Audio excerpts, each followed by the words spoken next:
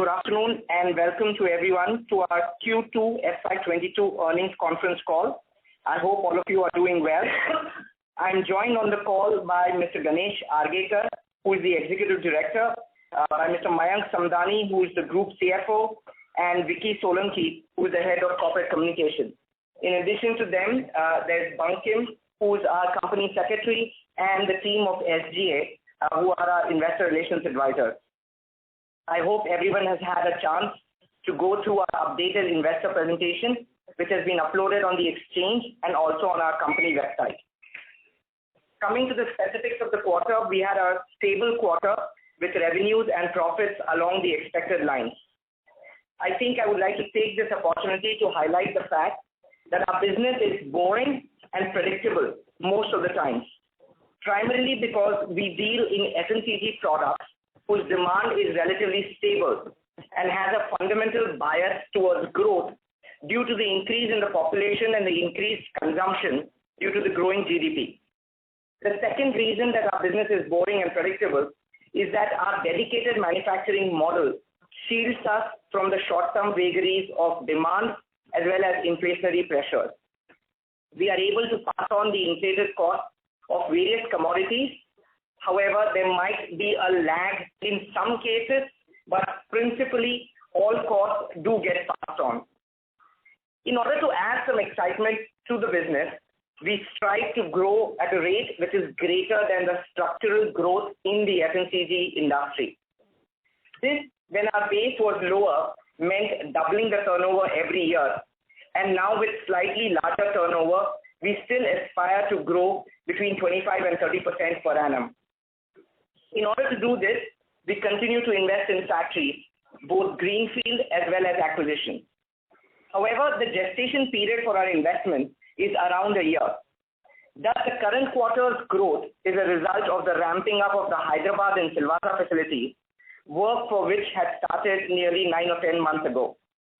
Based on this, we are confident about our target of achieving 2,000 crores of turnover this year, which would be approximately 40% more than last year.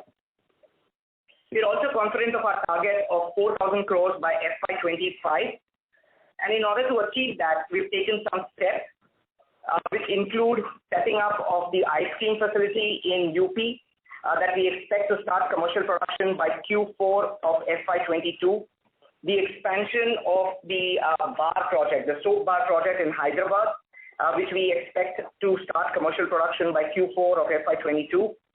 In addition to that, we are also setting up and investing in a health and wellness division and also diversifying our product range further into color cosmetics and little sports shoes. We've now lined up CapEx plans which will take our gross block to nearly 600 crores within the next year or so. I will be taking specific questions about our plans and strategy, but in the meantime, I'm happy to state with a little confidence that अच्छे दिन आने वाले हैं. I will now hand over the call to Mayank Samdani, our Group CFO, who will take over and walk you through the financial results for the quarter and the half year ended September 30, 2021. Hi. Good afternoon, everybody. I will take you through the financial performance for the quarter and the half yearly FY22. We are pleased to share that the growth momentum in the business has sustained. Our total revenue for the quarter is increased by 46% on year-to-year basis to 467 crores, and for the half year by around 77% year-on-year to rupees 925 crores. EBITDA for the quarter has seen a growth of 25% year-on-year and it stood at 28.3 crores. And for the half year, it is 55.1 crores, an increase of nearly 50% over the last year. Our PAT has increased about 38% year-on-year to rupees 11.5 crores, and for the half year increased to rupees 22.6 crores, an increase of nearly 80% over the last year. Our net worth as of September 2021 stands at around 250 crores, and our debt to equity is comfortable at the ratio of 1:1. As regards ROC, it is improved and is now at 18.95 crore as compared to 7.73% as of March. As you are aware that a lot of our investment is still work in progress, we believe there is scope of further improvement of ROCE once our capital in progress will start giving returns between Q4 FY 21-22 and Q1 of FY 22-23. Our cash flow for the 6 months ending September 2021 were adversely affected by the increase of inventory levels. While the inventory turnover ratio is consistent vis-a-vis the last period, the increase is mainly due to the growth of turnover and partly due to the tactical stocking as advised by our principal. We are hoping to rationalize the working capital in the next 6 months or so.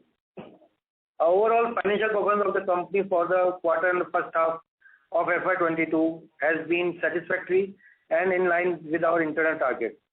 As regards our pending merger application, we are pleased to inform that NCLT Mumbai bench in its hearing held on 20th October 2021 has heard the matter and reserved its order. The final order from the Honorable NCLT bench is awaited, and we think that we will get the final order within a month or so. In terms of the new CapEx, the board has authorized the management to invest up to 130 crores, of which 100 crores is for the newly added health and wellness division, and rupees 30 crores for the color cosmetic business. We are confident of funding this CapEx through internal accruals and debt. We reiterate our near-term and long-term targets for the revenues and profitability as we continue to focus on accelerating growth through exploring organic and inorganic opportunities. With this, we also remain focused on strengthening our balance sheet and cash flows through effective capital management, which would facilitate us for the further growth. With this, I would like to open the floor for the questions. Thank you. Thank you very much. We will now begin the question and answer session. Participants present on the audio bridge who wish to ask questions may press star and 1 on your touchtone telephone. If you wish to remove yourself from the question queue, you may press star and 2.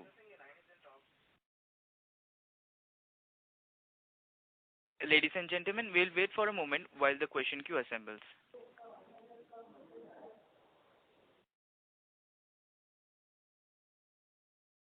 The first question from the line of Faisal Hawa from AG Hawa and Company. Please go ahead.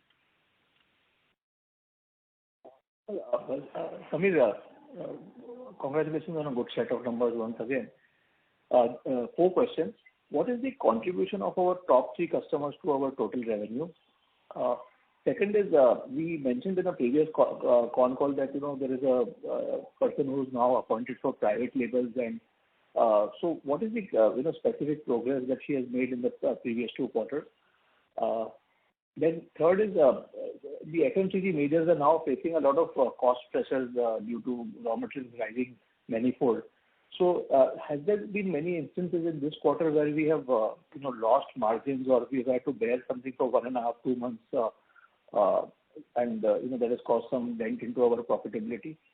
And fourth is, any specific decision we have made in the health and wellness segment to really expand revenues?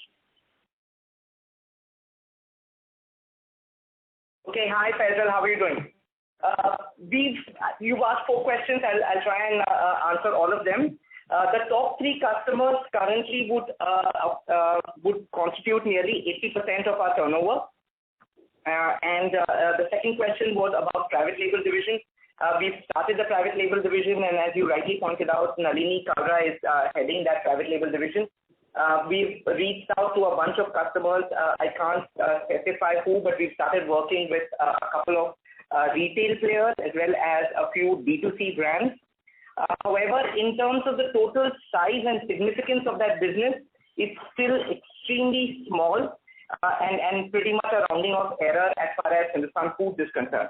However, as I have pointed out in my previous calls as well, private label is a very important part of our future growth strategy, and we are putting money where our mouth is in terms of developing these customers. I think the success of Nykaa and some of the other brands, including Glamour, Purple, etc., both in the stock market and off the stock market, proves that private labels and D2C brands are going to be here to stay. That also kind of explains our expansion and diversification into color cosmetics and personal care products. We see a lot of action happening in that space, especially with the D2C brands.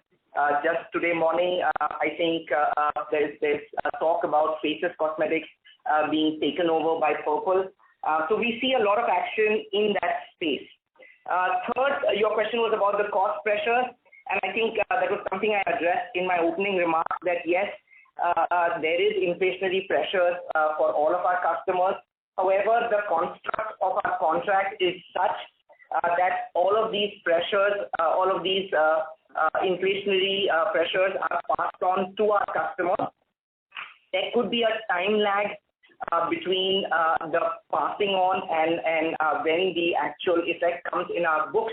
But principally, we are not, let's say, exposed to any of the inflationary pressures. So that way, there's no risk to our numbers as far as the inflation is concerned. I think the other question that you asked within the inflationary subject is whether the customers are coming back to us and asking us to reduce our margins. And again, if you look at the construct of our business, our margins, especially in case of the dedicated manufacturing, are guaranteed for the next 7 to 10 years. So we don't end up renegotiating margins due to these short-term events. Your fourth question is about health and wellness.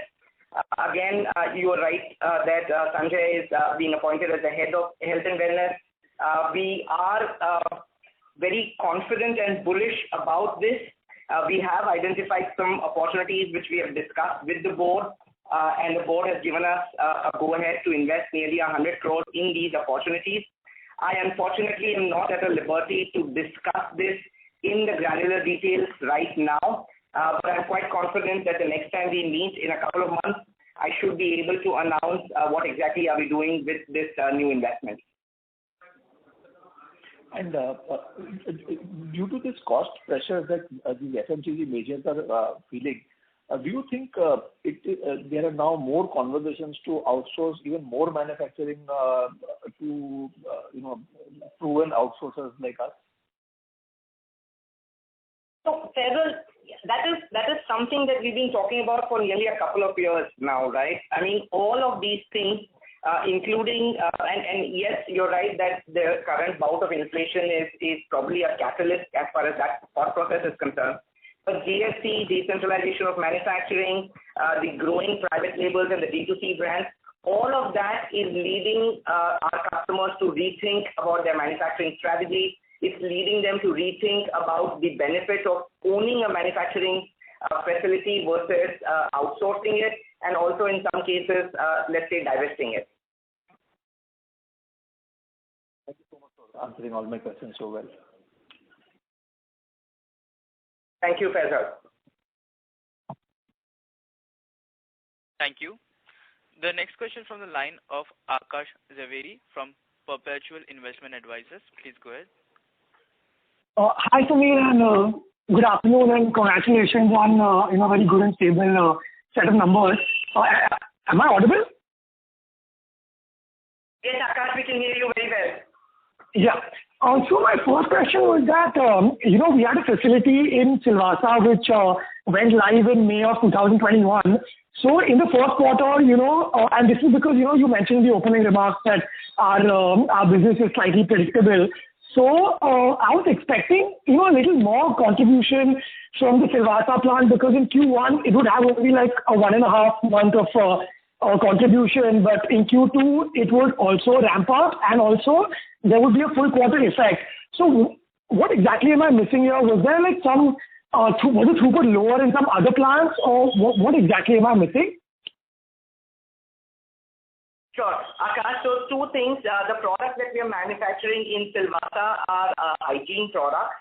And frankly, post-COVID, the sale of hygiene products for our principals hasn't been as robust as it was pre-COVID.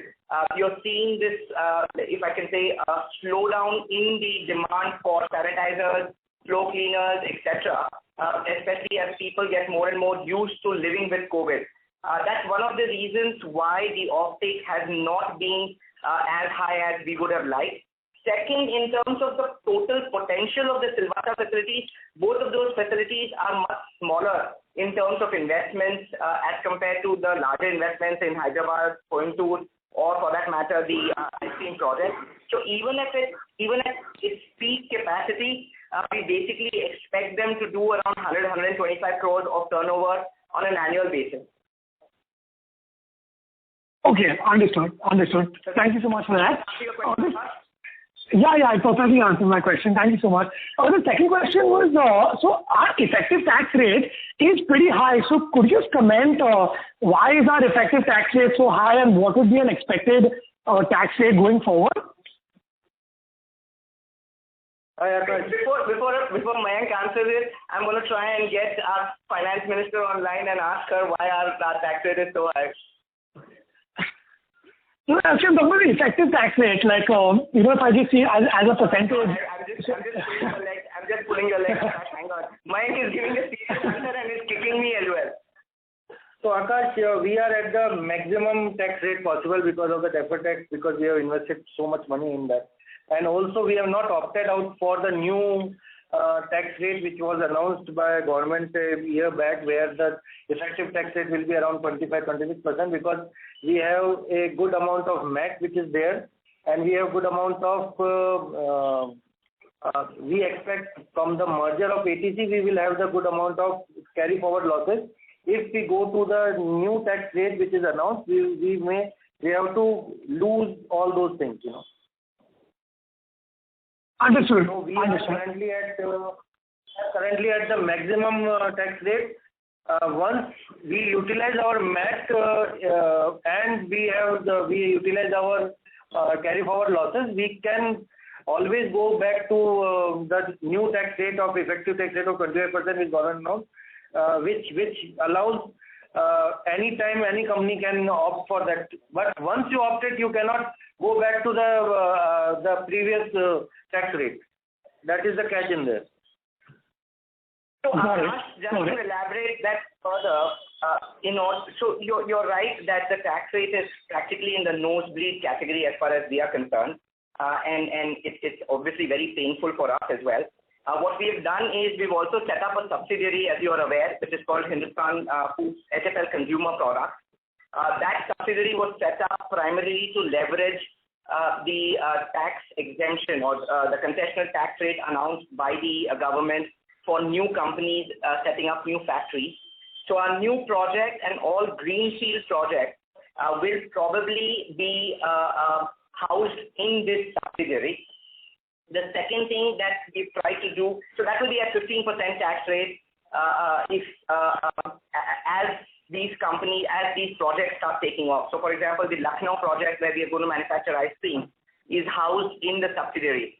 The second thing that's happening is that in terms of, like Mayank said, the merger and our continued investment, I don't see the effective tax rate for HFL changing at least for the next couple of years. Understood. Thank you so much for that. My third question was, so what are our plans for the shoe manufacturing plant at Tamil Nadu? So what will be the kind of investment outlay, asset turns, and expected timeline for the same? Sure. So the shoe manufacturing plant, just to give you some background, this was a business that we acquired in 2015-16, which was predominantly a leather business, right? And we've been manufacturing only the leather shoes in these factories. Just about a year ago, the government announced certain import duties on knitted shoe wear, which are basically the sports shoes. And as a result, there is an increased demand for setting up sports shoes facilities in the country. What we've done is we're just setting up a new factory to cater to this demand, which will basically be making knitted shoes and sports shoes. This is the first facility that we are setting up in Tindivanam. We've actually started the construction of that facility, and we are hoping that in Q4 of this year we'll be able to start production. To be fair and to be honest, actually we are taking baby steps as far as that category is concerned, because it's a completely different category as compared to leather shoes. What we're going to do currently is we're going to do some kind of assembly of knitted shoe wear, and then depending on the demand and depending on our experience with the customer, we will then invest a further sum of money into getting into the actual knitting of the shoe uppers.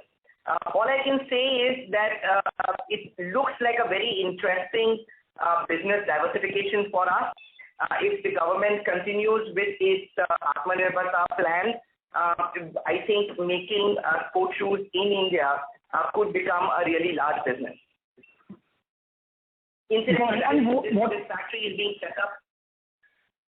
Sorry, Akash, one last thing. This factory is being set up to manufacture sport shoes for Bata. For Bata, okay. And also, the last question, how much are we planning to invest in this facility? So right now the investment will be just around 3 to 4 crores. Yeah. So right now the investment will be just around 5 crores. Okay. We are renting the plant and building. So we are not investing in the building and the land.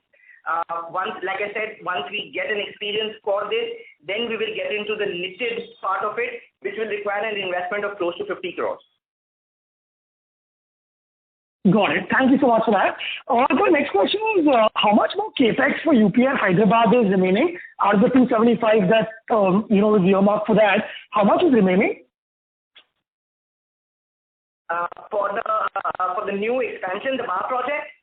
Yeah, the UP plant and the Hyderabad new facilities. How much capex is remaining now? Okay. Okay, wait. So when you say remaining, what do you mean? From a cash flow perspective, from a capitalization perspective? From like spending perspective, that how much like out of the 275 that we want to invest overall, what part is already invested and how much more capex is still left? Sure. So the breakup is that we have an investment of close to 100 crores in Lucknow. We have an investment of close to 100 crores in the health and wellness division. We have an investment of close to 100 crores in the Hyderabad bar project. And we have an investment of close to 30 crores in the new color cosmetics division that we've talked about. So this is a total of 330 crores of investment that is going to be done between this year and the next. Got it. And for the 100 crores in UP, from a cash flow perspective, how much more capex is still remaining? Akash, we are hoping to start production from the next quarter. So we are nearly 70% done in terms of the project work. Okay, perfect. Yeah, that's what I was looking for. Sorry, just a couple of more questions. So are you exploring export market very aggressively, or are we yet mainly focused on the domestic market because we see it as a very big market still? For the FMCG division, I would say that we continue to be focused at the domestic market. For the shoe business, obviously export is a very large part of our business. I'm happy to share with you that Hindustan Foods now is a recognized export house on the back of the exports that we've been doing for the last couple of years in the leather business. Yes, that's great to hear. Just another question. I'm sorry to touch upon the ATC nerve again, but how long do we expect to bleed, and will the profits in the summers, like the seasonal months, be enough for to set off for the rest of the year? Akash, my heart is bleeding here. So listen, Akash. So ATC. We have, again, for the third year in running, a full order book for the season. We've also announced a small capex that we are doing for Tata Global Beverages in that facility. So we've signed a contract with them, which is a long-term contract, a dedicated part of the factory. So ATC will now become an anchor tenant model as compared to the shared model. All I can say is we all are extremely hopeful that in Q4 of FY22, ATC should turn around. The way the business of beverages is that in the first 6 months, the amount of money that you make should tide you over for the whole year. But for the last 2 years, frankly, we've lost those seasons, the summer seasons for both of the years. To answer your question, yes, we are hopeful that between let's say Feb and June of next year, we are confident that we should be able to recoup all the losses that we've made. Great, thank you. And the last question on my side. What are the kind of problems that we are facing with, let's say, freight, cost of raw material? Are there any major problems that our company is facing currently? I'm going to ask Ganesh to answer that question. Yeah. Okay. The present problems that we are facing are, basically, transportation, cost increase, make or buy decision, the complexity of the business, because we manufacture everything from a baby food product to a mosquito coil. So these are the problems that we face every now and then. But these are regular problems which we are able to take care of. Got it. Thank you. And in your opening remarks, you mentioned that we're planning to fund the color cosmetics and healthcare with internal accruals and debt. So we are already at 1x debt to equity. So how much debt are we looking to raise, and how do we plan to fund it? If you could give a breakup. Mayank will answer that, Akash. Yeah. So Akash, our debt to equity is currently at a very comfortable level of 1:1, where 250 crores of debt and 250 crores of. We are hoping to take around 150 crores of debt more, and for the year, and because of the year profit, our equity will also grow. So by year end, we are at the end of the cycle. We hope that we will be at the same levels again. In the interim, the debt equity can go up and down, but when this new factories start contributing, we hope that our debt to equity will come back to the same level. Got it. Understood. Thank you so much, Mr. Kothari and team, for answering all my questions so patiently. Thank you and all the best. Thank you, Akash. Thank you. A reminder to all participants on the audio present, you may enter *1 to ask a question. The next question from the line of Sahil Jain from Proactive Securities. Please go ahead. Good afternoon, sir. Sir, I have 2 questions. Sir, firstly, are there any inorganic opportunities that we are currently exploring? What has been our strategic focus on these opportunities in terms of industry segment, products, etc.? Hi, Sahil. Yes, if you follow the company, you'd have noticed that we are quite open to acquisitions. We've done a few of them in the last few years. We continue to look at acquisitions, let's say, very strongly. I'm unable to give you any further details on this, but all I can say is yes, acquisitions definitely form a part of our growth strategy. Thank you, sir. That helps. And sir, lastly, as we are... Hello? Yeah, Sahil, I was just apologizing that I can't give you any more details. I'm hoping by next quarter we should be able to give you some more granular details about our plans. Okay, sir.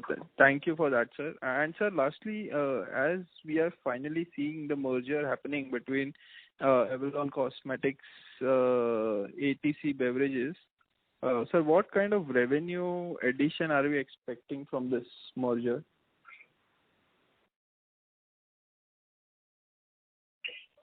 So, Akash, both the major part of this acquisition or merger is the malted business, which is at the conversion cost level. It is not a revenue. It is not a sale level because only we bill the conversion cost.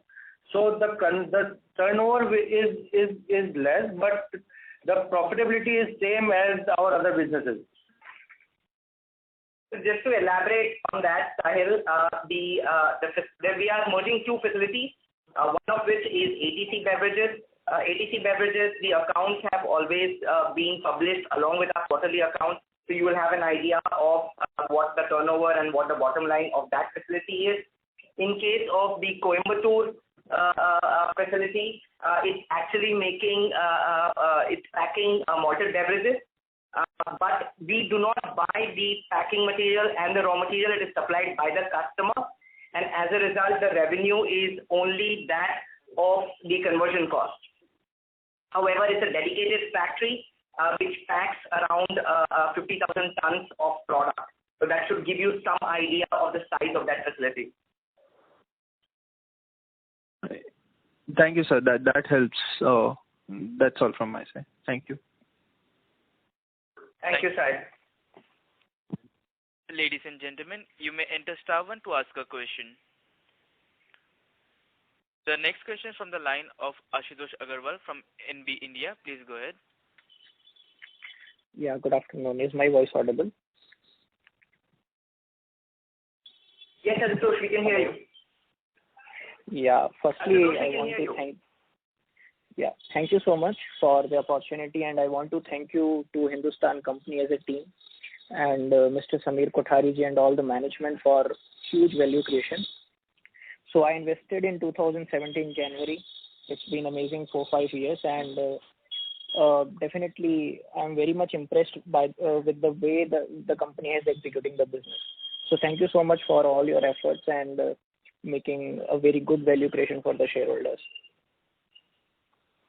Thank you, Ashutosh. You just made our day. Sorry? I said you just made our day. We all are very happy. No, you have Rarely made our that portfolio shareholders very. compliment the management. No. It's the first time I'm attending the con call because I am primarily long-term investor only. So definitely you people have made our portfolio shine. So definitely, thank you so much for that.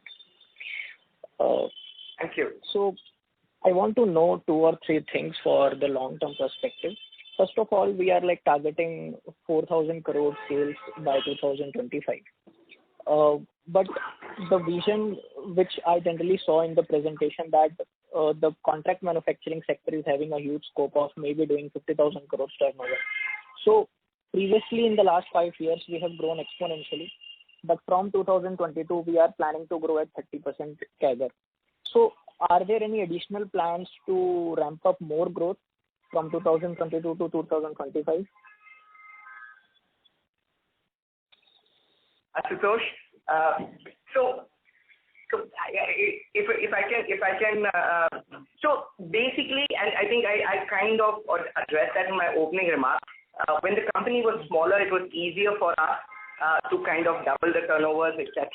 But the 4,000 crore target that we've set for ourselves is on a base of 2,000 crores, and it envisages a 25% growth per annum on a compounded basis from here on.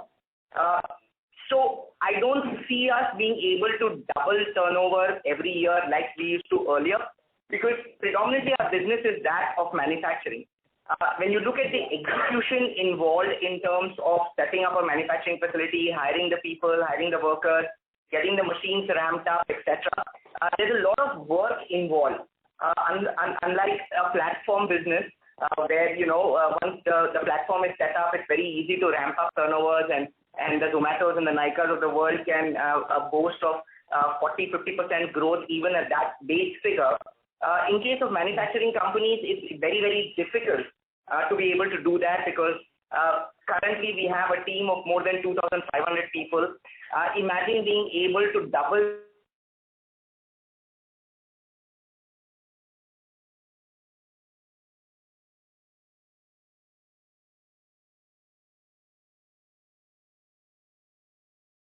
$4,000 crores. We believe that we will be able to grow further. We are trying to take it in bits and pieces as far as the future is concerned, so that we don't end up falling flat on our faces when it comes to commitments made to our shareholders. We have some amount of visibility, which is what I laid out in my opening statement about how we will go from 2,000 crores to 4,000 crores.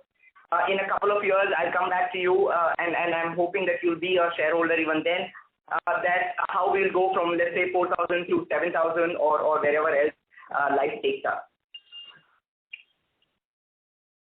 Yeah, definitely. I have full trust on the management and the business model especially because we are the largest contract manufacturer, and I feel there is a lot of scope when I compare the things with the China. So this is quite a valid point that it is very easy to grow for a small company, but when we have already grown decently, it will be hard to double turnover every year. So it's a fair point. The next thing I want to discuss is about the potential shoe manufacturing business which we are planning out. So are we like planning out for like IPL teams, or what are our potential customer can be? Like, are we targeting the niche segment because that is a very high revenue generating segment and there is a lot of demand everywhere in the country for shoes and for the sports items? So you're right, Asutosh, but you have to realize we are a contract manufacturer. So what we do is we basically end up manufacturing for marketeers. Marketeers in turn tie up with IPL teams, sports people, whatever kind of marketing branding they want to do. This particular facility that we are investing in is being set up for Bata. As you're aware, Bata is a very, very strong presence in India, both in terms of retail as well as the heritage of the brand. We are going to start manufacturing for them. I believe demand should not be a problem at all for the product category and for the size of the facility that we are setting up. Okay. And I want to continue this question through the brand Unorthodox, which we launched. So how we are going to shape our that brand in going future? Asutosh, Unorthodox is unfortunately being chopped up as one of the mistakes that I had made. We have since the launch of Unorthodox and since our failed attempt at investing in some B2C companies, we've realized very quickly, if I may say so, that our strength does not lie in branding or marketing. We've decided to focus only on the back end of FMCG business, which is manufacturing. So as a result, Unorthodox has actually been pulled off the market, and now we do only contract manufacturing of shoes. Okay, no problem, sir. So thanks for clarification on this. One more thing which I hope you continue to be our shareholder even after we've decided to shelve Unorthodox. Definitely, sir. I don't invest in products, to be very honest. I invest in people, and everybody do so. So as I mentioned in my first line that I have full faith on Mr. Samir Kothari ji and his whole team. So business, ultimately as an investor, we trust on the management and we have full faith on every decision which the management is taking. So thank you so much. I personally feel. Yeah, but what I generally feel for Hindustan Food that I will be a shareholder when Hindustan Food will have a turnover of 50,000 crore. Whether it take 10 years, 20 years, that is up to the destiny. But this is my personal conviction for the company. And I believe that. Thank you so much. Yeah, and I believe that we can do this because contract manufacturing is having a lot of scope. I hope you're not following me on Twitter because I tweet like Elon Musk, okay? Definitely. I will search the Twitter account and I will follow. No, don't bother. No, it will be proud. Thank you so much. Yeah, and sir, one more thing which I generally have in the back of my mind. When I see like Hindustan Food after 10 years from here, so I think that our company will be a very renowned company. Today also it is very renowned. But the way we are manufacturing the toilet cleaning solution like Harpic, or we are manufacturing the shampoo which we are doing for HUL. So after 5 years, 10 years, people will able to recognize Hindustan Food as a separate company. So are we planning to launch our own products in the future, maybe 5 years, 10 years down the line, and direct entering into the B2C segment, because that will help us to improve the margins and building a brand. So are we having plans, something like that?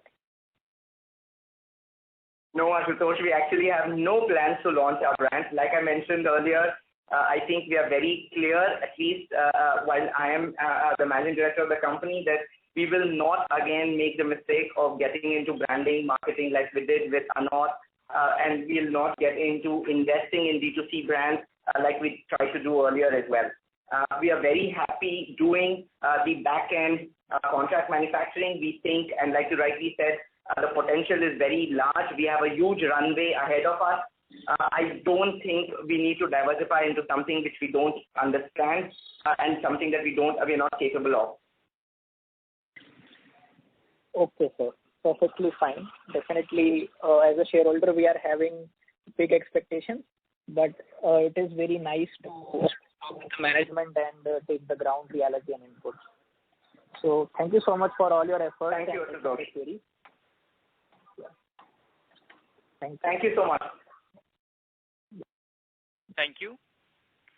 A reminder to all participants, you may enter star 1 to ask a question. The next question from the line of Ronak Jain from Jain Capital. Please go ahead. Good afternoon, sir. 2 questions from my end. Number 1, what is the contribution of different product segments in our revenues at present? Like how much is from personal care, how much is from food and beverages? Any ballpark number you can share. Secondly, can you share a bit more detail of the new capex of 100 crores in health and wellness segment? Like what kind of products will be manufactured in this segment? And this capex is just for a single pharma client, or it would be a multiple client? So, Ronak, hi. Ronak, first let me address the health and wellness question, because unfortunately that's a short answer. I am not at a liberty to discuss the specifics of where this 100 crores is going to get invested. All I can tell you is we have presented to the board certain very tangible proposals which they have asked us to go ahead and explore and close if we can. As soon as they are closed, we will come back to you and to the shareholding body to inform them of what we have done. But right now, all I can say is the opportunities that we are looking at are within the space of health and wellness. I think maybe I should take a minute just to explain the difference between pharma and health and wellness. We're looking at product categories which are adjacent to the current products that we manufacture. So we're not looking at getting into manufacturing of, let's say, injectables or tablets or any kind of medicines, but we are definitely looking at getting into products which are FMCG but with a therapeutic value. And that's the area that we are targeting with the health and wellness division that we've set up. In terms of our breakup between personal care and home care and food and beverages, we frankly are quite agnostic as far as those product categories are concerned, because the business model that we have is equally applicable to all the 3 product categories. But just from an academic interest perspective, the food and beverages would contribute close to 40% of our business. The home care would contribute close to 40%, and the personal care contributes 20%. With our current diversification that we are trying to do in the color cosmetics, we are hoping that the share of personal care products will increase further. Okay. One last question from my end. You have been giving a guidance of 4,000 crore revenues by financial year 25. Can you share what kind of ROE, ROCE, like return ratios are being targeted by that period? And what is the overall strategy in terms of improving operating margins, profitability, and of course the return ratios as I mentioned in the coming years? Sure. So I think Mayank and I both kind of covered this question in our opening remarks. I've kind of laid down the path from 2,000 crores to 4,000 crores in terms of what investments will be contributing to that growth. And Mayank mentioned about the ROCE number, where we are and how we expect to at least be where we are or improve them further as the capital work in progress starts contributing to revenues. I'm unable to give you any specific numbers, but all I can say is I'll just repeat very quickly. I'll ask Mayank to repeat very quickly what he had mentioned, at the time of the opening remarks.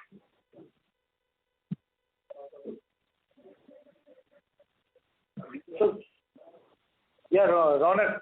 So we are currently at around 19% of ROC. We expect to better it because of our huge amount of capital which is in work in progress.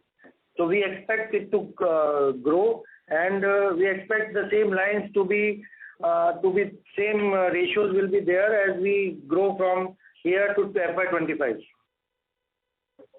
Got it. That's all from my end. Thank you. Thank you, Ronak. Thank you. Ladies and gentlemen, you may enter star one to ask a question. The next question from the line of Akhil Parekh from Elara Capital. Please go ahead.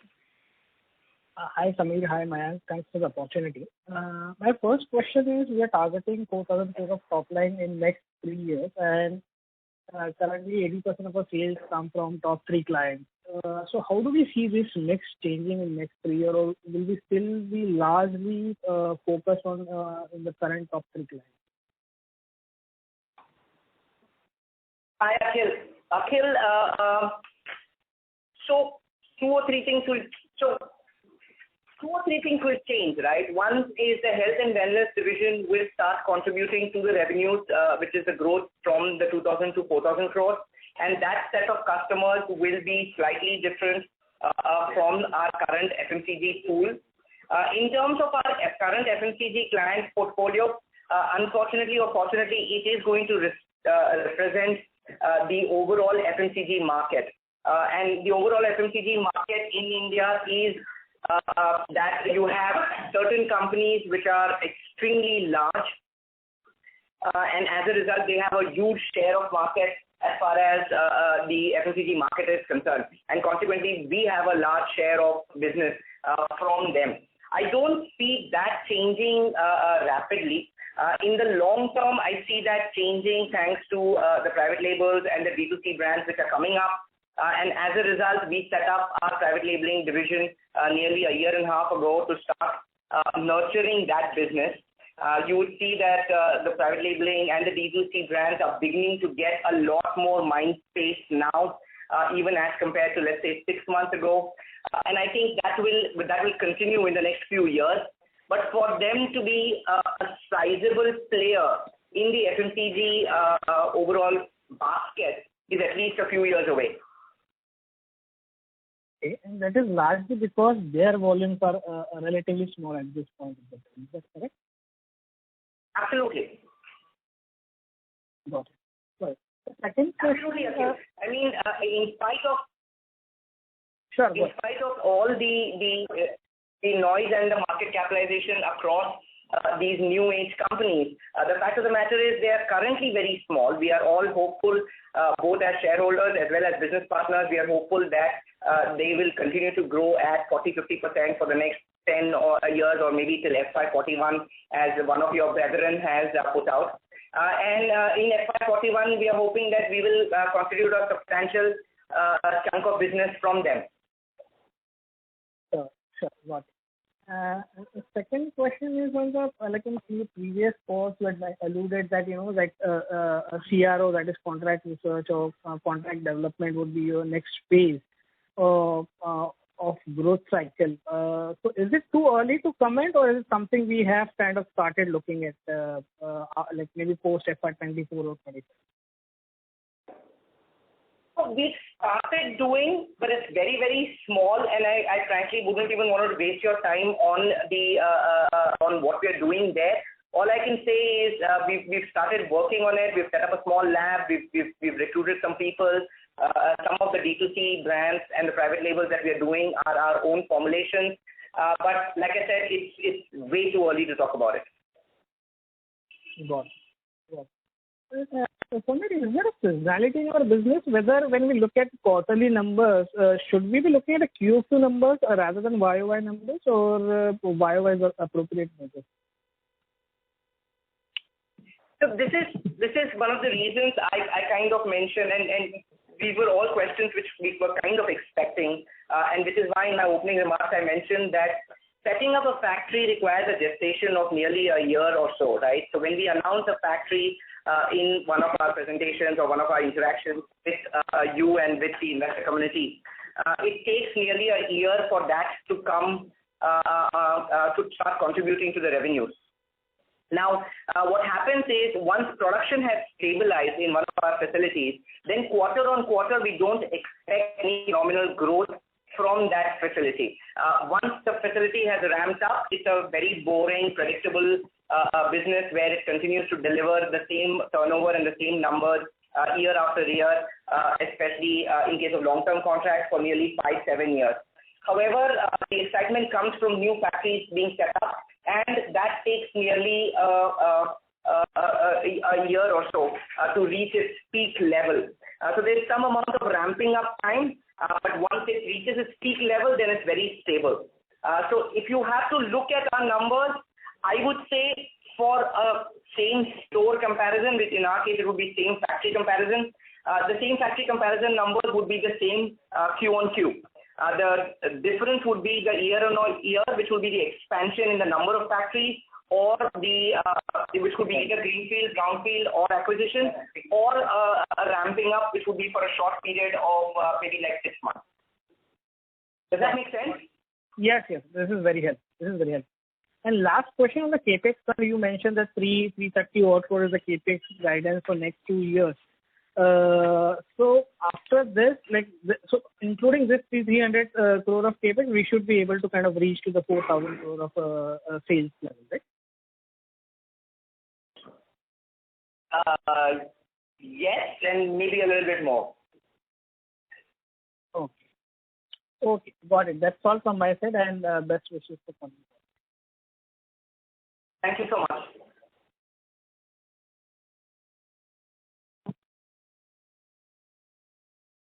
Thank you. Ladies and gentlemen, due to time constraints, we will take that as the last question. I now hand the conference over to Mr. Vimal Solanki, Head Emerging Businesses and Corporate Communications, for closing comments. Thank you, Jacob. So the overall operational and financial performance in the first half of FY22 has been in line with the company's targets. We have been able to grow our revenues and profitability reasonably well during this period and in step to meet our medium-term and long-term goals. Our immediate goal is to reach rupees 2,000 crore revenue in FY22 and then doubling it in the next 3 years. Demand for FMCG continues to be strong and expected to remain robust going ahead, and we continue to believe there is enormous unexploited potential in the FMCG contract manufacturing space. Our focus on accelerating growth through our steadfast keeping exploring organic and inorganic opportunities, and we are confident of seizing a larger pie in the space in the forthcoming years. I take this opportunity to thank everyone for taking out time and joining this call today. And dear Ashutosh, it's because of the faith and conviction of shareholders and well-wishers like you that keeps up our optimism, our morale high, and push us to do more. I hope we have been able to address your query information. Feel free to connect with us or with strategic growth advisors. They are our investor relations advisors. Please continue keeping the distances, wearing your masks, and washing your hands. Thank you again, and good day. Stay safe, stay healthy. Thank you. On behalf of Dalmia